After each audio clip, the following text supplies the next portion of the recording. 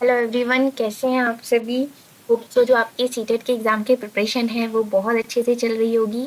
आज हम ज्योग्राफी का चैप्टर नंबर 4 करेंगे, जो हमारी क्लास 7 की ज्योग्राफी चल रही है। यहाँ हम ऑलरेडी 3 चैप्टर्स कर चुके हैं, 1, 2 एंड 3। आप वो देख सकते हैं। आज हम चैप्टर नंबर 4 को डिस्कस करेंगे। और मैं एक बात और बता देती हूँ कि ये हमारी कंप्लीट होने वाली है। इसमें 2-3 चैप्टर्स और हैं इस बुक में। उसके बाद हम क्लास 6 करेंगे। दिवाली से पहले आपकी क्लास 6 की ज्योग्राफी और क्लास 7 दोनों कंप्लीट हो जाएंगी। और आफ्टर दिवाली हम क्लास 8 की ज्योग्राफी करेंगे और उसके साथ ही पीवाईक्यूज करेंगे जो भी ज्योग्राफी से रिलेटेड हैं। मैं सबसे पहले आपको रिसेंट जो एग्ज़ाम हुआ था 20 अगस्त को, अगर आपने दिया था वो एग्ज़ाम या फर्स्ट टाइम दे रहे हैं, उसके ज्योग्राफी के सारे क्वेश्चंस कराऊंगी। तो उससे आपको आइडिया हो जाएगा कि एनसीईआरटी के कितने क्वेश्चंस हैं जो अलग-अलग चैप्टर्स में से आए हैं। जैसे-जैसे आप क्वेश्चंस को सॉल्व करते रहेंगे, वैसे-वैसे आपको ध्यान आता रहेगा कि ये वाला टॉपिक तो मैंने इस चैप्टर में पढ़ा था। तो आपके लिए कंटेंट पढ़ना, थ्योरी पढ़ना बहुत ज़रूरी है। तो आप इसे एक बार ध्यान से देखिए, एंड टू एंड अपने नोट्स बनाते हुए चलिए, क्योंकि जो अपने खुद के नोट्स होते हैं ना, उनसे पढ़ना बहुत अच्छा होता है। तो आप ये सब करिए। चलिए, हम आप अपना चैप्टर नंबर 4 स्टार्ट करते हैं। और चैनल पर आए हैं पहली बार तो चैनल को सब्सक्राइब भी करें। हमारी पृथ्वी चारों ओर से वायु की घनी चादर से घिरी हुई है, जिसे वायुमंडल कहते हैं। आपको पता है कि हम हर तरफ वायु ही वायु है, तो उसको क्या बोलते हैं? हम वायुमंडल बोलते हैं। पृथ्वी पर सभी जीव जीवित रहने के लिए वायुमंडल पर निर्भर होते हैं। यह हमें सांस लेने के लिए वायु प्रदान करता है और सूर्य की किरणों के हानिकारक प्रभाव से भी हमारी रक्षा करता है। यह सुरक्षा की चादर ना हो तो हम दिन के समय सूर्य की गर्मी से तप्त होकर जल सकते हैं और रात के समय ठंड से जम सकते हैं। मतलब ये जो वायु राशि है जिसने पृथ्वी के तापमान को रहने योग्य बनाया हुआ है। मतलब इसने क्या किया हुआ है, वायुमंडल ने एक बैलेंस क्रिएट किया हुआ है। नहीं तो जो सूरज है वो इतना गर्म है, उसकी गर्मी इतनी तेज है कि अगर ये हवा ना हो तो वो हमें जला भी सकता है। और जब ये सूरज छिप जाएगा तो रात में इतनी ठंड हो सकती है कि हम तब भी नहीं रह सकते। तो ये जो बैलेंस है वो किसकी वजह से है? वो इस वायु की वजह से बैलेंस है। अब हम देखते हैं वायुमंडल के संगठन।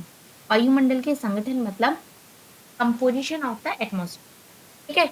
अब यहाँ पर देख लेते हैं, क्या आप जानते हैं कि जिस वायु का उपयोग हम सांस लेने के लिए करते हैं, वास्तव में अनेक गैसों का मिश्रण होती है। मतलब जिस वायु में हम सांस लेते हैं वो सिर्फ सिंगल नहीं होती, उसमें और भी बहुत सारी गैस होती हैं, जैसे कि नाइट्रोजन, ऑक्सीजन। ऐसी दो गैसें हैं जिनसे वायुमंडल में बड़ा भाग है। मतलब सबसे पहले कौन सी होती है? नाइट्रोजन, जो कि 78% है। और सेकंड नंबर पे कौन सी है? ऑक्सीजन, जो कि 21% आती है।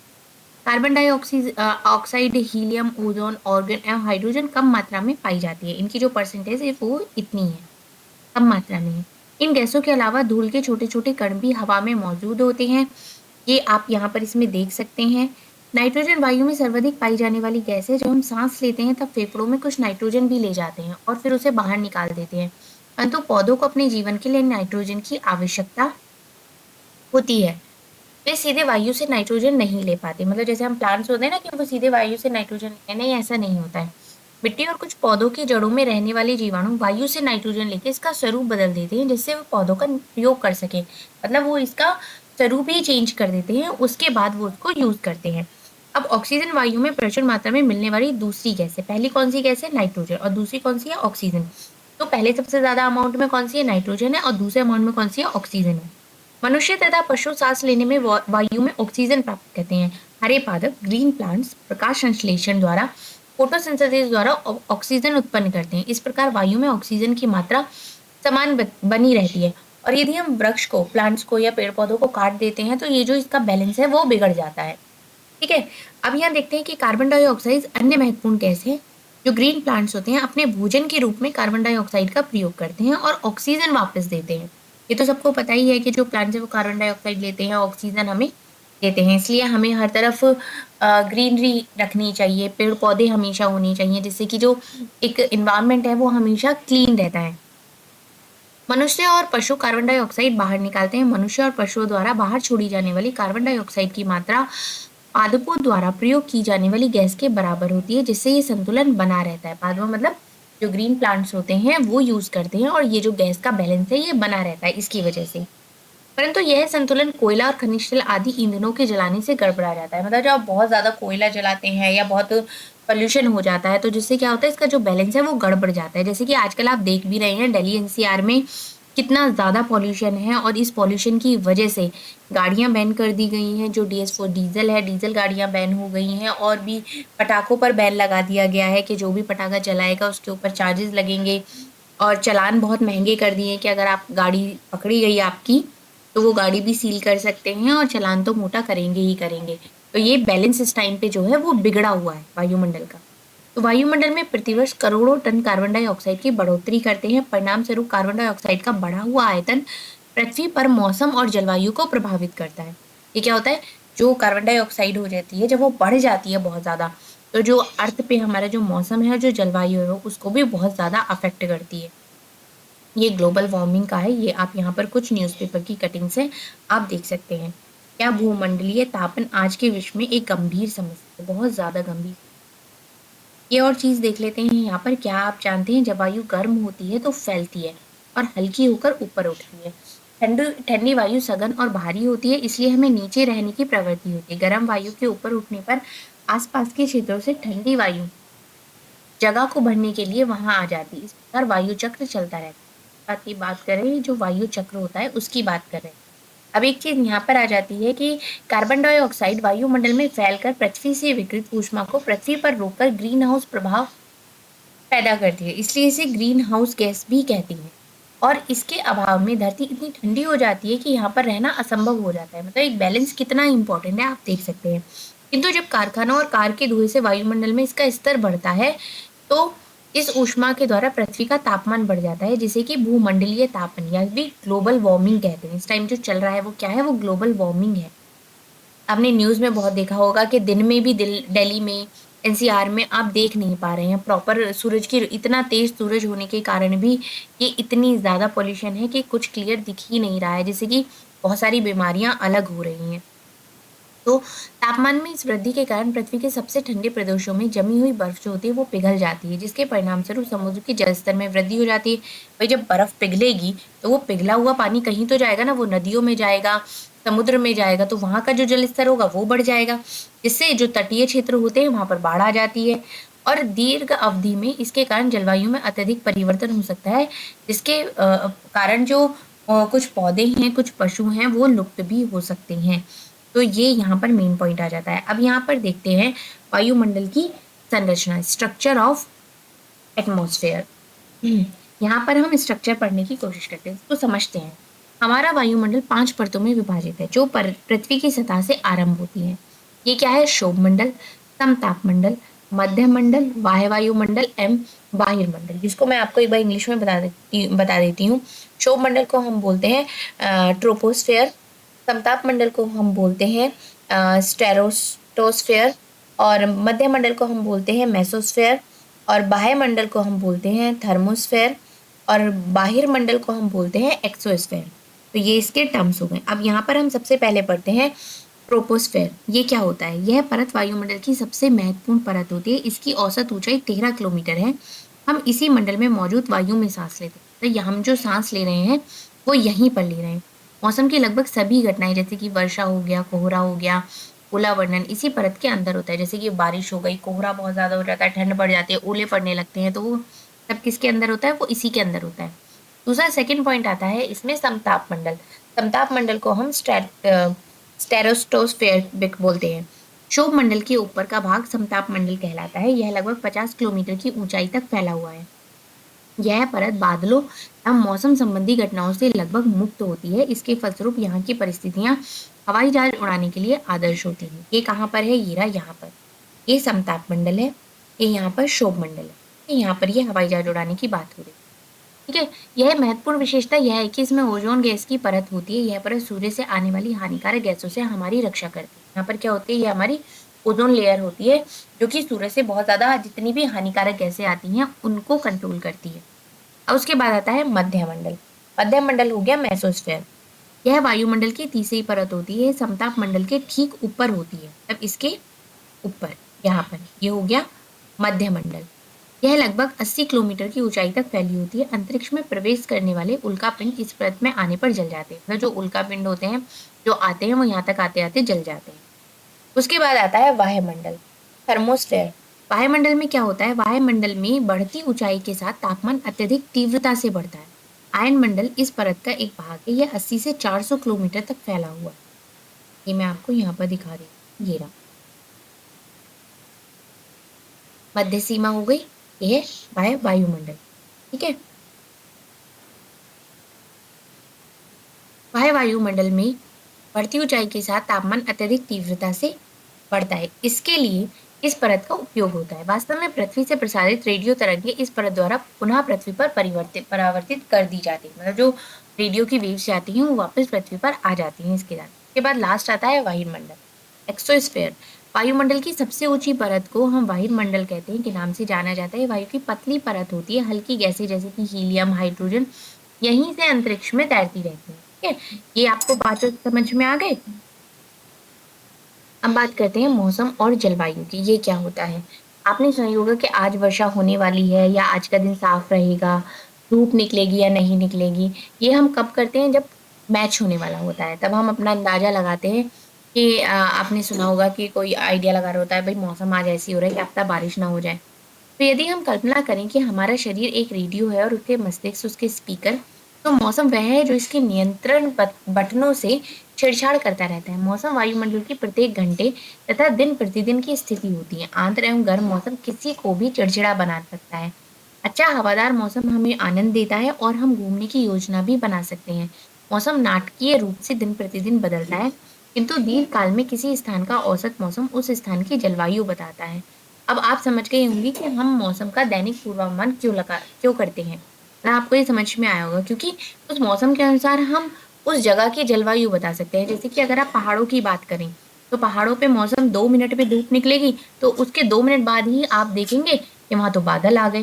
तो आप बता दे सकते हैं कि अब भाई बादल आ गए तो हो सकता है यहाँ पर बारिश हो जाए। तो इस तरीके का हम पूर्वानुमान मतलब एक आइडिया लगाते हैं। ठीक है, यह जानकर आपको आश्चर्य होगा कि पृथ्वी सूर्य की ऊर्जा का इतना बड़ा एक भाग है, लेकिन उसमें से इतना थोड़ा सा ही हमारे पृथ्वी तक आ पाता है। अब बात करते हैं टेम्परेचर की, तापमान। यहाँ पर आप इस इमेज को देख सकते हैं। ये है ताप मापी, जिससे हम टेम्परेचर को मेजर करते हैं। और वायु दाब मापी, जिससे कि हम वायु का दाब पता करते हैं। वर्षा मापी, जिससे हम रेन कितनी मात्रा में हो रही है उसका आइडिया लगाते हैं। और वात दिग्दर्शी मतलब पवन की दिशा दर्शाता है। मतलब वायु जो है पवन किस तरफ से आ रही है, किस तरफ जा रही है, वो सारी चीजें इससे पता चलती हैं।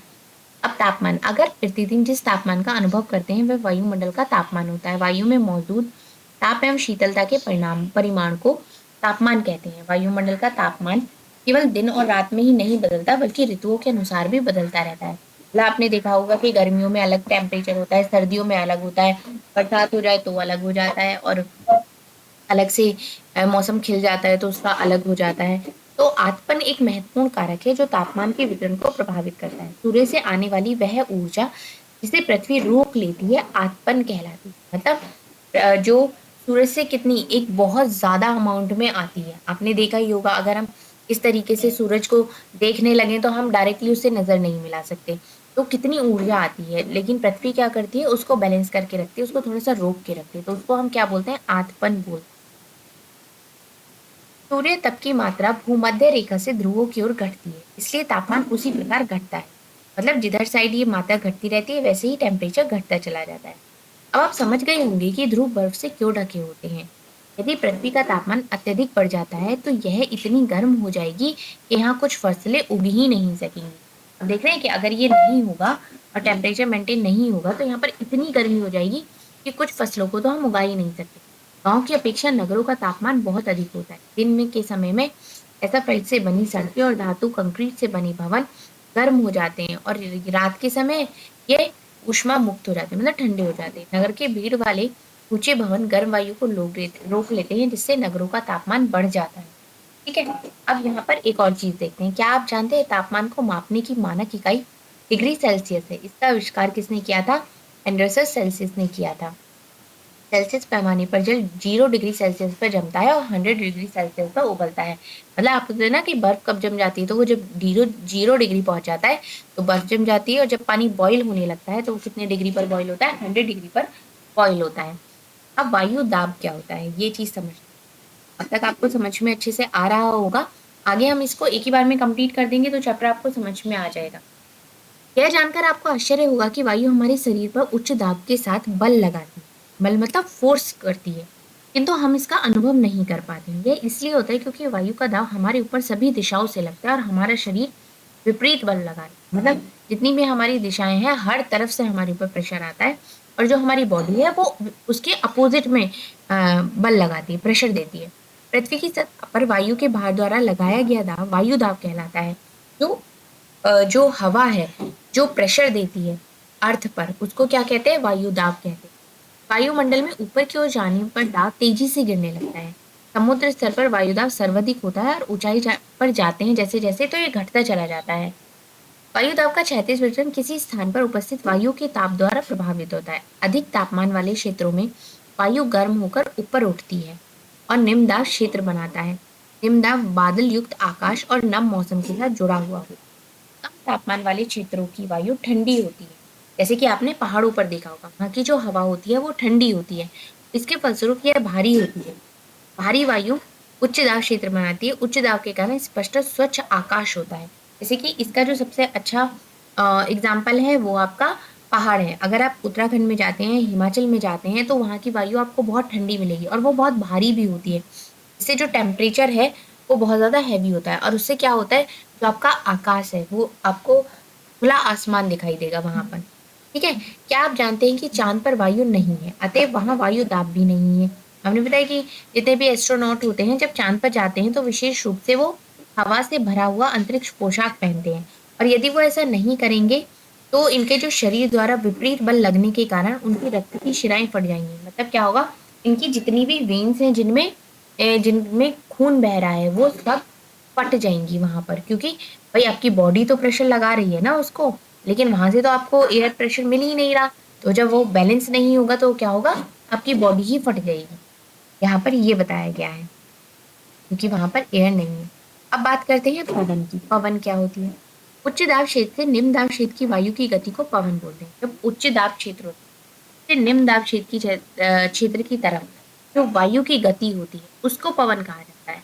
आप पवन को काम करते हुए देख सकते हैं जब वे सड़क पर गिरी पत्तियों को उड़ाती है, तूफान के समय पेड़ों को उखाड़ देती है। कभी कभी जब पवन धीरे बहती है तो आप इसे महीन धूल या धुएं को उड़ाते हुए देख सकते हैं।